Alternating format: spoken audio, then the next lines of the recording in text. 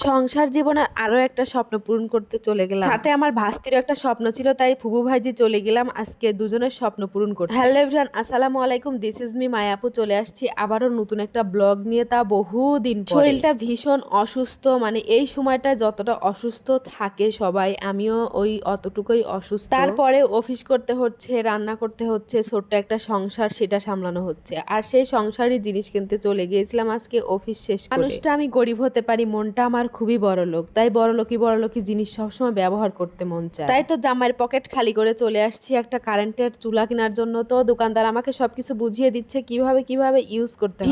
ভীষণ ইচ্ছা করে আপনাদের সাথে সব ধরনের ভিডিও শেয়ার করতে, কিন্তু বিশ্বাস করেন গাইজ, আমি এতটা পরিমাণে অসুস্থ যে বেশি কথা বলতেই আমার ভালো লাগে। তো তারপরে সবসময় জোর করে এটা ওটা করার ট্রাই করি, মানে নিজেকে ভালো রাখার, যতটুকু ভালো রাখা যায়, যতটুকু আনন্দে রাখা যায়, যতটুকু ভালো রাখলে আমি সুস্থ থাকবো, সেইগুলোই করি সবসময়। তো আমি তো চুলাটা কিনে মহা খুশি। এবার আমার ভাস্তিকে খুশি করার জন্য আমরা চলে যাচ্ছি সাইকেলের দোকানে। ওর অনেক দিনের ইচ্ছা একটা সাইকেল নেবে, তো এখন তো জেদ ধরে বসে আছে যে এবার ওর সাইকেল লাগবে। তো আমরা বিশাল বড় একটা সাইকেলের দোকানে ঢুকে গেলাম। ও তো একটা সাইকেল চুজ করে বসে আছে, ওইটাই নেবে, ওই ছাড়া আর কোনোটাই নেবে না।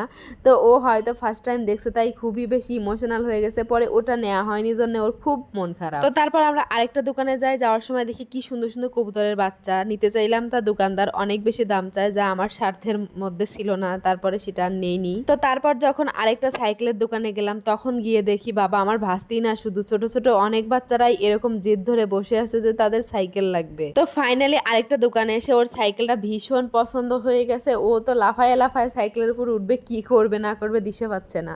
তা আমি ওর সাইকেলের উপর একটু বসায় দিই, বললাম যে তুমি একটু ট্রাই করো, দেখো পারবে। তো ও তো তারপর অনেক অনেক অনেক বেশি খুশি ছিল যে ও এটা নিচ্ছে। ফাইনালি ও অনেক লাফালাফি করতেছিল যে আমি এটাই নেব।